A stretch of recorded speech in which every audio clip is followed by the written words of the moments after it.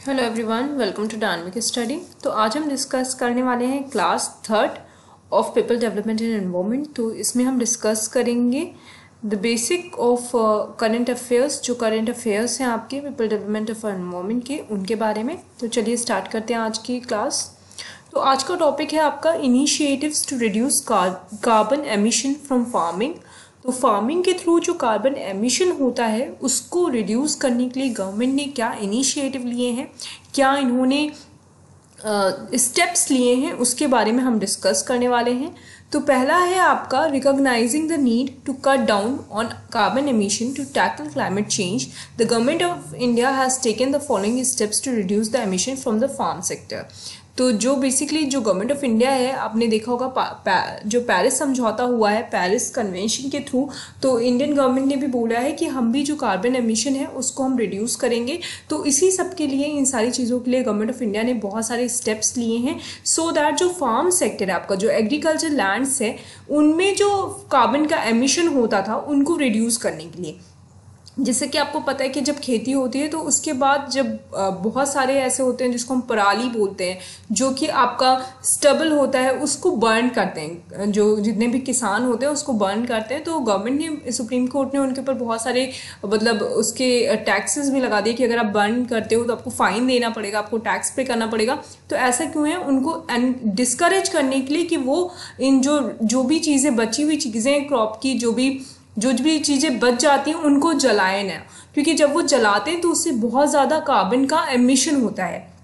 तो इन सारी चीज़ों को रिड्यूस करने के लिए बहुत सारे ऐसे स्टेप्स हैं जो कि गवर्नमेंट ऑफ इंडिया ने लिए हैं और उसको इम्प्लीमेंट करना स्टार्ट कर दिया है। तो आज की क्लास में हम डिस्कस करेंगे कौन से ऐसे स्टेप्स हैं जिनके थ्रू जो फार्म सेक्टर है या जो फार्मिंग है उनमें हम कार्बन एमिशन को रिड्यूस कर सकते हैं।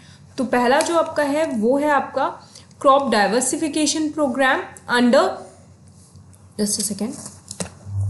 Crop diversification programme under Rashtriya Krishi Vikas Yojana, that is also known as RKVY। तो RKVY का फुल फॉर्म है आपका राष्ट्रीय कृषि विकास योजना। तो इसके अंडर में इन्होंने बोला है कि क्रॉप डाइवर्सिफिकेशन को हम मतलब बहुत ज़्यादा एनकरेज करेंगे। अब क्रॉप डाइवर्सिफिकेशन होता क्या है? क्रॉप डाइवर्सिफिकेशन का मतलब होता है कि पहले क्या होता था, पहले जितने भी कृषक होते थे, जो भी किसान होते थे, वो एक क्रॉप पे फोकस होते थे। जैसे मान लीजिए कि आपके यहाँ पे अगर गन्ने की खेती हो रही है तो जितने भी किसान होंगे वो गन्ने की खेती करेंगे सिर्फ, और किसी चीज़ की खेती नहीं करेंगे। क्रॉप डाइवर्सिफिकेशन का मतलब है कि आप गन्ने के साथ साथ कुछ और चीज़ें भी लगाइए, कुछ और चीज़ों की भी खेती करिए। तो उसको बोलते हैं क्रॉप डाइवर्सिफिकेशन प्रोग्राम। तो ये चीज़ें इंक्रीज की गई। उसके अलावा national food security mission and bringing green revolution of eastern India, जिसको हम BGREI एंड NFSM भी बोलते हैं, इन सबके थ्रू क्रॉप डाइवर्सिफिकेशन को प्रमोट करना स्टार्ट कर दिया गया है। Increasing the area under system of rice intensification as an alternate to widely use practice of transplanted paddy. और इसके अलावा एक नया सिस्टम लॉन्च किया गया है जिसको राइस इंटेंसिफिकेशन बोलते हैं, जिसको हम SRI बोलते हैं, सिस्टम ऑफ राइस इंटेंसिफिकेशन।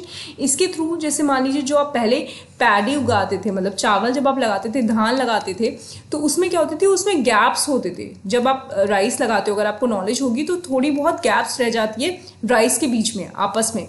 तो अब क्या है, अब ये जो सिस्टम ऑफ राइस इंटेंसिफिकेशन है वो इस गैप्स को भर देगा, उस गैप्स को फुलफिल करेगा।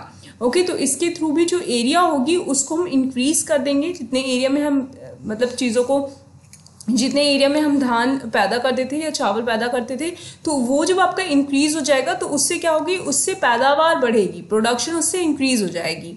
जैसे मान लीजिए कि पहले आप 1 एकड़ में कम से कम 100 कुंटल चावल उगाते थे। अब आपका क्या है, अगर सिस्टम ऑफ राइस इंटेंसिफिकेशन आपने स्टार्ट कर दिया तो 1 एकड़ में आप हो सकता है इसका +50 हो जाए। ठीक है, तो इस तरीके से हम इसको इंक्रीज करेंगे। Development of zero tillage drill machine and other residue management equipment to enable planting of rabi crop in the standing residue of rice crop to avoid stubble burning. अब यहाँ पे इसका क्या मतलब है, गवर्नमेंट ने एक नया स्टार्ट किया है zero tillage drill machines. Zero tillage drill machines क्या होती हैं, जैसे कि आपको पता है कि कोई भी पौधा लगाने से पहले, या आप कह लीजिए कि कोई भी क्रॉप लगाने से पहले, कोई भी फसल लगाने से पहले आपको जुताई करनी पड़ती है। ठीक है, तो जुताई क्या होता है, जुताई का मतलब होता है टिलेज। आप उसमें जुताई में होता क्या है कि आप बेसिकली खेत में 6 इंचेस तक जुताई करते हो, वो सॉइल को आप पलट देते हो। तो उससे क्या होता है, नई सॉइल पे हम फिर से खेती करते हैं। तो ये चीज़ों को अब हम कम कर रहे हैं, मतलब जीरो टिलेज पे ध्यान दे रहे हैं। तो अगर आप जुताई नहीं करोगे तो आपका जो स्टबल है वो आपको बर्न करने की ज़रूरत नहीं पड़ेगी। उसी स्टबल को वो धीरे धीरे आपका जो खेत है उसी में वो मतलब मिट्टी में ही मिल जाएगा, और उसके साथ साथ ही आप खेती करना स्टार्ट कर दोगे।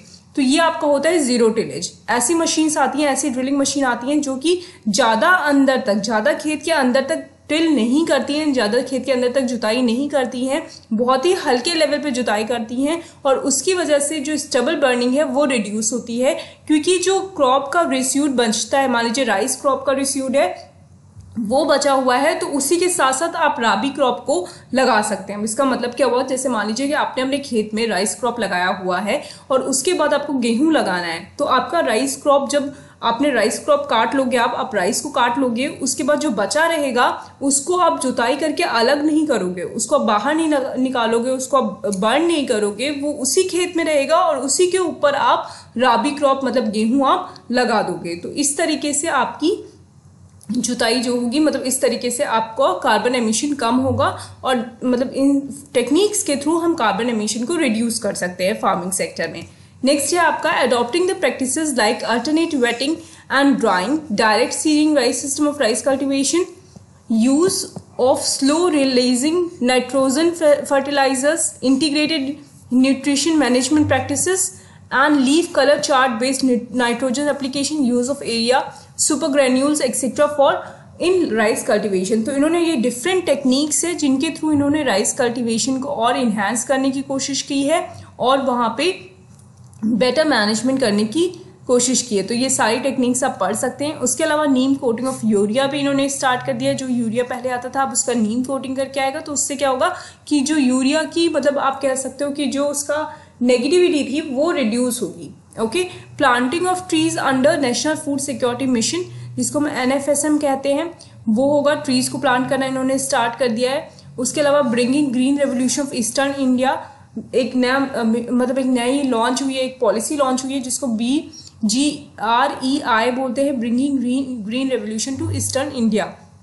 सम मिशन ऑन एग्रो फॉरेस्ट्री जिसको बोलते हैं SMAF, and national bamboo mission जिसको कि NBM बोलते हैं। तो इन सारी पॉलिसीज़ हैं, इन सारी पॉलिसीज़ के थ्रू गवर्नमेंट ने ये इंश्योर करने की कोशिश करी है कि हमारे मतलब कंट्री में ग्रीन रेवोल्यूशन बढ़े और इसके अलावा जो कार्बन एमिशन है वो रिड्यूस हो जाए। Okay, spreading the micro irrigation under प्रधानमंत्री कृषि सिंचाई योजना, पर ड्रॉप मोर क्रॉप। तो इन्होंने एक नई इरिगेशन सिस्टम लॉन्च की है, ये आप याद कर लीजिएगा, पर ड्रॉप मोर क्रॉप। ये है आपकी प्रधानमंत्री कृषि सिंचाई योजना के अंतर्गत। तो इसमें भी इन्होंने जो माइक्रो इरिगेशन है, मतलब माइक्रो इरिगेशन का कॉन्सेप्ट था, ये इजराइल से आपका ये कॉन्सेप्ट आया है।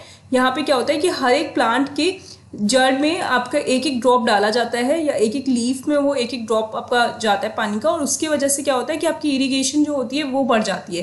तो जैसे इसमें होता क्या है बेसिकली कि मान लीजिए आपका यहाँ पे एक पेड़ है, ठीक है, और यहाँ पे एक दूसरा पेड़ है, तो एक पतली ट्यूब आएगी और एक ट्यूब से यहाँ पे पानी जाएगा, ठीक है, और फिर वो अगेन वो ट्यूब यहाँ तक आएगी, यहाँ पे पानी जाएगा। तो पहले कैसे करते थे आप सिंचाई, पहले आप यहाँ से पानी डालते थे और उसके बाद ये सारा पानी आपका वेस्ट हो जाता था, ठीक है। अब क्या है, अब यहाँ पे आप पानी डाल रहे हो, जो एक पतली ट्यूब है वो यहाँ तक आ रही है। तो ये सिस्टम क्या है, इससे आपका पानी कम होगा, मतलब पानी कम लगेगा, और आपकी जो क्रॉप्स होंगी वो इजीली मतलब उनको ज़्यादा पानी मिल पाएगा। ओके, नेक्स्ट है आपका model of integrated farming system, जिसको हम IFS बोलते हैं, have been developed for application of Krishi Vigyan केंद्र। तो कृषि विज्ञान केंद्र बनाए गए हैं जो सारे स्टेट्स में होते हैं, सारे आप कह सकते हो कि सारे डिस्ट्रिक्ट लेवल पे होते हैं ये, और वहाँ से इंटीग्रेटेड फार्मिंग सिस्टम भी मॉडल्स भी डेवलप किए गए हैं, और ये सारे कृषि विज्ञान केंद्र ही इसको डेवलपमेंट करेंगे इनका हर एक आपके डिस्ट्रिक्ट में। And in the states for enabling climate